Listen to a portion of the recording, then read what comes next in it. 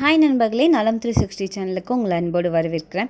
இன்றைக்கி நம்ம வீடியோவில் எதை பற்றி பேச போகிறோன்னா, நம்ம வாழ்க்கையில் முக்கியமான ஒரு பங்கு வகிச்சிட்டு வர ஒரு பொருளை பற்றி தான் பேச போகிறோம்.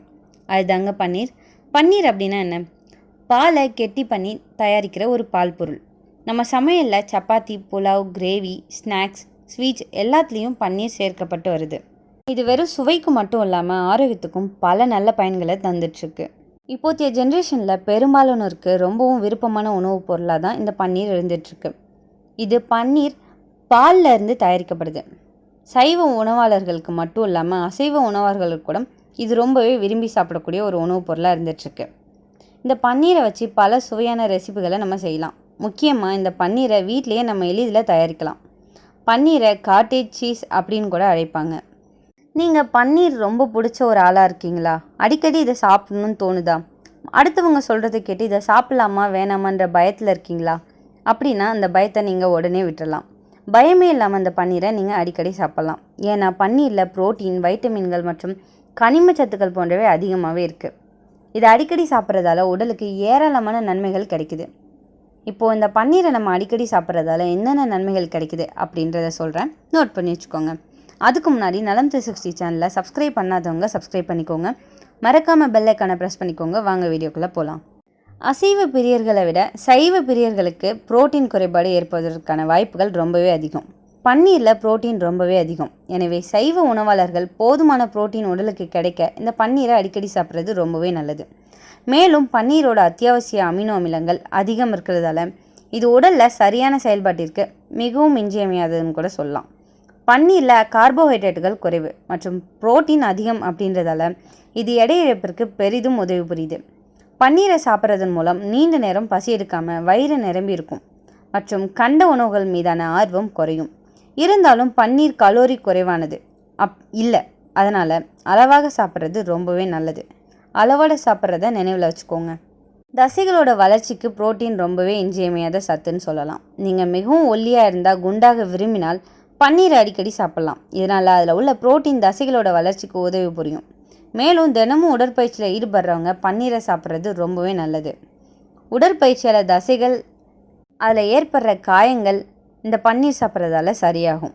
பன்னீரில் டிரிப்டோபன் அப்படின்ற ஒரு அமினோ அமிலம் இருக்குது. இது இன்சுலின் உற்பத்திக்கு உதவுது. அதோட இரத்த சர்க்கரை அளவை சட்டுன்னு அதிகரிப்பதை தடுக்குது. இருந்தாலும் சர்க்கரை நோய் உள்ளவங்க பன்னீரை தங்களோட தினசரி உணவில் சேர்ப்பதாக இருந்தால் மருத்துவர்கிட்ட ஆலோசனை கேட்டதுக்கு பிறகு தான் இதை சேர்க்கணும். இப்போது நிறைய பேர் எலும்பு தொடர்பான பிரச்சனையால் அவதிப்படுறாங்க. இப்படி எலும்புகளில் பிரச்சனை வருவதற்கு கால்சியம் குறைபாடு முக்கிய காரணமாக இருக்கலாம். பன்னீரில் கால்சியம் மற்றும் பாஸ்பரஸ் ரொம்பவே அதிகமாக இருக்குது. இது எலும்புகள் மற்றும் பற்களோட வளர்ச்சி மற்றும் ஆரோக்கியத்தை பராமரிக்க தேவையான சத்துக்களாகவும் இருக்குது. எனவே பன்னீரை அடிக்கடி உட்கொள்ளும் போது எலும்பு மற்றும் பற்களோட பிரச்சனைகளை நம்மளால் தடுக்க முடியும். இந்த பன்னீரில் ஜிங்க் அதிகமாக இருக்குது.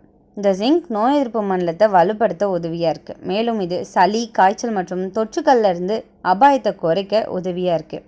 எனவே நோய் எதிர்ப்பு மண்டலத்தை வலுப்படுத்த விரும்பினா பன்னீரை அடிக்கடி சாப்பிடலாம்.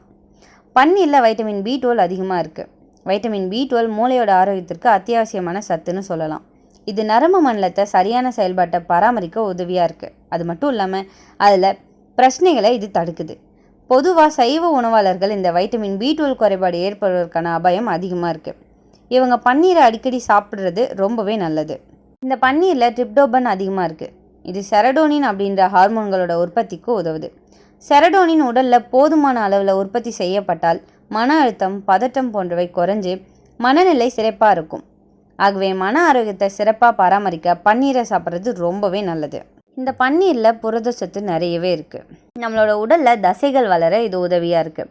குழந்தைகள், இளைஞர்கள், ஜிம்மில் பயிற்சி செய்கிறவங்க இவங்க எல்லாருக்குமே பன்னீர் நல்ல ஆற்றலை தரும் உணவு.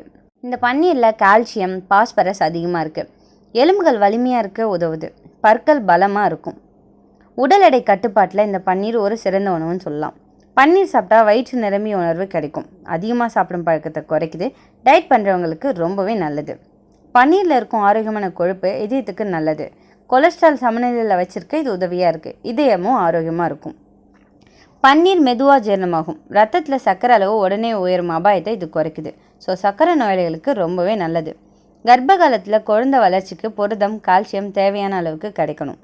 இந்த பன்னீர் சாப்பிட்றதால அந்த தேவையான அளவு கண்டிப்பாக கிடைக்கும். தாயும் குழந்தையும் ஆரோக்கியமாக இருக்க இந்த பன்னீர் உதவியாக இருக்குது. பன்னீரில் உள்ள வைட்டமின்களும் சத்துக்களும் உடலுக்கு தேவையான சக்தியை தருது, நோய் எதிர்ப்பு சக்தியை அதிகரிக்குது.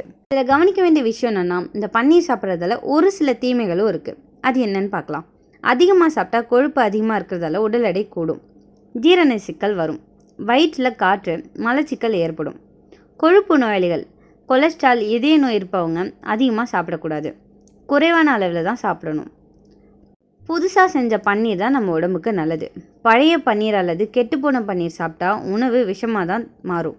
ஸோ நம்ம வாங்குகிற பன்னீர் ஃப்ரெஷ்ஷாக இருக்கா இல்லை கெட்டுப்போய் இருக்கா இல்லை ரொம்ப பழைய பன்னீர் விற்கிறாங்களா அப்படின்னு நம்ம ஒன்ஸ் கன்ஃபார்ம் பண்ணிட்டு தான் அதை நம்ம சமைக்கவே தொடங்கணும். சுத்தம் இல்லாமல் தயாரித்த பன்னீரில் பாக்டீரியா இருக்கும். இதனால் நம்ம உடம்புக்கு நிறையவே அபாயத்தை இது உண்டாக்கும். இந்த பன்னீரில் இருக்கிற அமினோ அமிலங்கள் நம்ம உடலுக்கு தேவையான அளவு இருக்குது.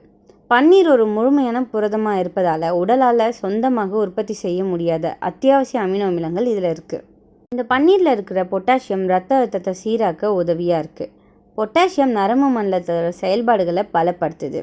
இந்த பன்னீர் ரொம்பவே மெதுவான ஜீரணமாகும் உணவு அப்படின்றதால அதிக அளவு சாப்பிட்டா அஜீரணம் அல்லது வீக்கம் ஏற்பட வாய்ப்பு இருக்குது. இந்த பன்னீரில் ஏராளமான நன்மைகள் இருக்குது. ஏன்னா இதில் புரதம், கால்சியம், ஆரோக்கியமான கொழுப்புகள் அதிகமாக இருக்குது. இந்த தாதுக்கள் தசை வளர்ச்சி, எலும்பு ஆரோக்கியம் மற்றும் ஒட்டுமொத்த நல்வாழ்க்கையை ஊக்குவிக்கவும் இது உதவியாக இருக்குது. இதனால் பன்னீர் உங்கள் உணவில் ஒரு சிறந்த கூடுதலான அமைப்புன்னு கூட சொல்லலாம். அன்றாட வாழ்க்கையில் இந்த பன்னீரை சேர்க்கறதால பல்வேறு ஆரோக்கிய நன்மைகள் நம்ம பெற முடியும். இந்த பன்னீர் சாப்பிட்றதால நம்ம உடம்புல புற்றுநோய் ஆபத்து குறைகிறது, நோய் எதிர்ப்பு சக்தியை அதிகரிக்குது, செரிமான அமைப்பை மேம்படுத்துது, நல்ல எலும்பு ஆரோக்கியத்தை பராமரிக்குது, எடையை குறைக்க உதவுது, நீரிழிவு நோயாளிகளுக்கு ரொம்பவே நல்லது, இதய ஆரோக்கியத்தை மேம்படுத்துது, கண் ஆரோக்கியத்தை மேம்படுத்துது, சரும ஆரோக்கியத்தை மேம்படுத்துது. உடற்பயிற்சிக்கு பின்னாடி அவங்க மீள்றதுக்கு இது உதவியாக இருக்குது. 100 கிராம் பன்னீரில் கிட்டத்தட்ட ஆற்றல் 320 கிலோ கலோரி இருக்குது. கார்போஹைட்ரேட் 3.57 கிராம், கொழுப்பு 25 கிராம், புரதம் 21.43 கிராம், பொட்டாசியம் 155 மில்லிகிராம், மொத்த சர்க்கரைகள் 3.57 gram, calcium 714 milligram, sodium 18 milligram, vitamin A 714 IU, கொழுப்பு அமிலங்கள் 16.07 கிராம், கொழுப்பு 89 மில்லிகிராம். இந்த பன்னீரில் இவ்வளோ நன்மையான ஊட்டச்சத்துக்கள் இருக்குது. பன்னீர் சுவையானதும் ஆரோக்கியமானதும் தான். ஆனால் ஒரு உணவுப் பொருள் அளவுக்கு அதிகமாக இருந்தால் தீமையாகிவிடும். தினசரி உணவில் சுத்தமான புது பன்னீரை மிதமான அளவில் சேர்த்துக்கொண்டா நல்ல பலன்கள் நமக்கு கிடைக்கும். நம்ம உடம்புக்கு நல்லது என்ன, தீமை என்ன அப்படின்றத தெரிஞ்சுக்கிட்டு உணவு பழக்கத்தை நம்ம சரி செய்யணும். இவ்வளோ நன்மை தர இந்த பன்னீரை உங்களோட தினமும் உணவு பழக்கத்தில் நீங்கள் என்ன மாதிரி சேர்த்துட்டு வரீங்க, அதாவது எந்த ரெசிபியில் சாப்பிட்டுட்டு நிறைய நன்மைகள் பெறீங்கன்னு கமெண்ட்டில் சொல்லிடுங்க. இந்த வீடியோ உங்களுக்கு பிடிச்சிருந்துச்சுன்னா லைக் பண்ணுங்கள், ஷேர் பண்ணுங்கள், மறக்காமல் நம்ம சேனலை சப்ஸ்கிரைப் பண்ணுங்கள். இன்னொரு அற்புதமான வீடியோவில் உங்களை சந்திக்கிறேன். பாய்.